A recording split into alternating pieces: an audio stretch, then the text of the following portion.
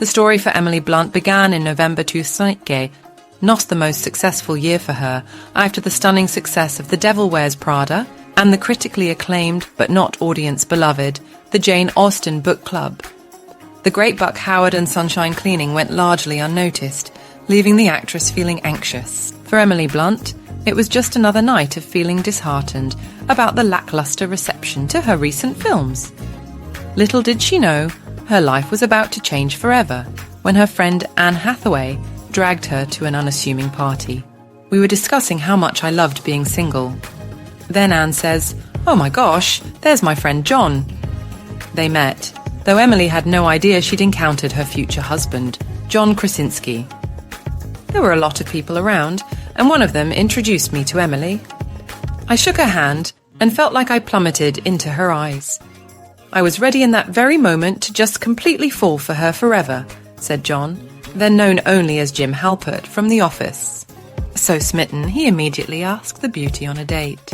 Krasinski admitted on the Ellen DeGeneres show in 2011 that he wasn't really looking for a relationship when he first moved to LA, but Blunt quickly changed his mind. It's unknown what Blunt expected when accepting, but reality surprised her. Their date was at a firing range, hardly romantic. How Krasinski came up with such an original idea is unclear, but he was one step from failure. I was, to put it mildly, stunned by his choice, Blunt later commented. Perhaps she was won over by his being a genuine fan, gushing about love in her movies. Long before meeting Emily Blunt, Krasinski had become an avid fan of The Devil Wears Prada, in which she played a key role. He'd tried seeing the blockbuster with a friend, but missed their showing. Hearing such raves, they decided to give it a chance. John loved it.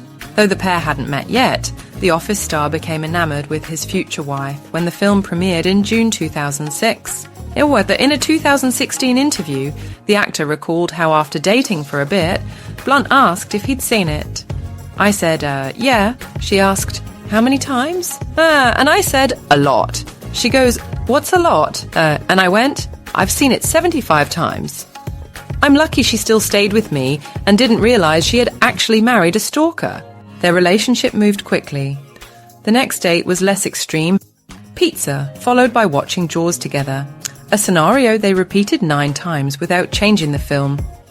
For a long time, they managed to keep their whirlwind romance private, despite the paparazzi frenzy around Blunt after the young Victoria's release. Journalists only learned of their feelings in August 2009 when the couple officially announced their engagement.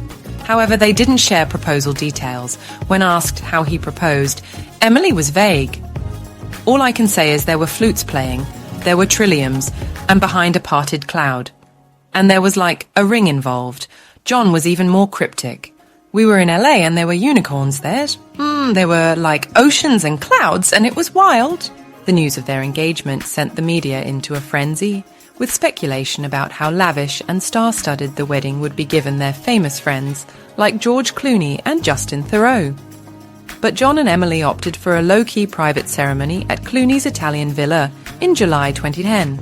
In April 2013, Blunt appeared on the cover of InStyle's May issue, discussing her marriage to Krasinski. Meeting John really changed my life. When I feel his support, I feel I can do anything. Someone who roots for you in your good times and embraces you in your weak ones. In August 2015, Krasinski told People he was Blunt's #1 fan. It's really that we just got lucky.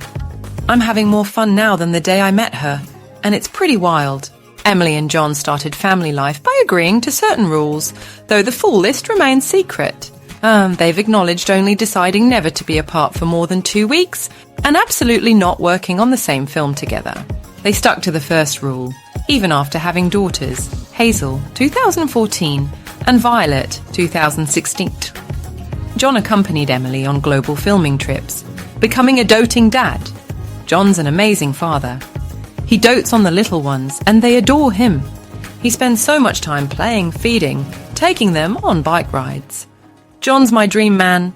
Funny, smart, confident, loving, always supporting and encouraging me. Let's be honest, I really lucked out with my husband. But they broke the second rule when Krasinski conceived the horror film A Quiet Place. Initially persuading him to not only star, but direct, Blunt then insisted on joining after reading the script. In early 2018, Blunt posed for Vanity Fair's cover ahead of Mary Poppins Returns' premiere. In the accompanying article, Krasinski discussed working with his wife. The air changes in the room when she starts doing what she does. It's so honest and so pure and so powerful. It's like a superpower that she can just unlock and do so specifically without sort of trying. He compared his own acting abilities to Blunt's formidable skills, saying while he loves his craft, his wife operates on another level. It's a cross between seeing someone you're a massive fan of and someone you can't believe how lucky you are to be near. In April 2018, the couple's first joint project, A Quiet Place, debuted. Ahead of its premiere, Krasinski joked with people about the risks. We could have just gotten divorced in the beginning. He also shared how collaborating benefited their marriage. I've never loved my wife more than after we did this movie. For me, there was just a trust. We do trust each other in real life a lot. But when you trust someone in that way, it's different. Despite worries joint filming could disrupt their union's harmony, the actors enjoyed the results beyond the box office. I'd love to work together again in the future. We learned so much about each other, but mainly that the core of our relationship, trust, translated onto the set. Actually, I wish my husband would rewrite every script I get sent. I trust his writing eye and his taste that much. After Blunt won Best Supporting Actress at the 2019 SAG Awards for A Quiet Place, she praised her husband in her acceptance speech. I'm going to share this completely with my husband, John Krasinski, because the entire experience of doing this with you pierced my heart directly. You're a stunning filmmaker. I'm so lucky to be with you and to have done this film with you. Following their first film's success, the pair confirmed working on A Quiet Place Part 2 in July 2019. Blunt later told Variety they were really reluctant and terrified to try and make anything more. But when Krasinski conceived showcasing young co-star Millicent Simmons, John's support is everything because we trust each other implicitly. That common understanding became for me a very grounding anchor. She credited their daughters as a life raft during the pandemic delays. Being around little ones during the pandemic was such a lifeline because they're just bouncing around and your job is to protect them from what's happening and make it joyous for them.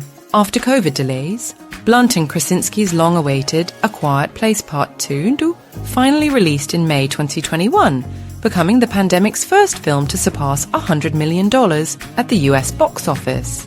Promoting the film on Jimmy Kimmel Live, Blunt said the premise of needing your neighbor resonated even more. It became even more pronounced. It's sort of surreal. She shared the best gift her husband ever got her was a vintage cello, as she played it as a child. I'm so embarrassed now to play it, but I do love it. And I love that he sourced that for me. Though rusty nowadays, she can still put on a little concert when motivated, having demonstrated cello skills in early work like My Summer of Love and The Strange Case of Sherlock Holmes and Arthur Conan Doyle. Beyond acting, Blunt supports charities like those assisting families affected by cancer and children who stutter. Of her professional success, she reflects, "Success basically landed in my lap. I feel incredibly lucky. I'm so horrified to hear about people who spend decades trying to get their break." Through all the unpredictable twists and turns, Emily Blunt and John Krasinski's fairy tale romance has only grown more unshakable over the past 14 years. From their magical, music-filled proposal, Under a Parted Cloud, to becoming first-time parents to the ultimate test of partnering professionally, every step has strengthened the foundation of trust, support, and adoration they've built. For the woman once anxious, her stalled career might never take off, and the man who fell head over heels watching her on screen, finding security and creative fulfillment in each other's embrace, has been the ultimate dream realized. I've never loved my wife more than after we did this movie, Krasinski has professed. For me, there was just a trust. We do trust each other in real life a lot, but when you trust someone in that way, it's different. From a seemingly ill-fated first date to golden Hollywood successes and the shared pride of raising a family, Blunt and Krasinski's inexplicable chemistry as writers can debate the precise magical ingredients behind a great love story. But the quiet moments between this couple, an admiring glance, a prideful hug, a jovial roasting of his 75 viewings of The Devil Wears Prada before meeting her, speak louder than words. In an industry where relationship kosher-bavagance is the norm, Emily Blunt and John Krasinski have alchemized their unshakable foundation of vulnerability, laughter, and promoting partnership over individual ego. Their real-life romance defies predictability at every turn while inspiring the rest of us to keep believing in Hollywood's happiest endings, even against all odds.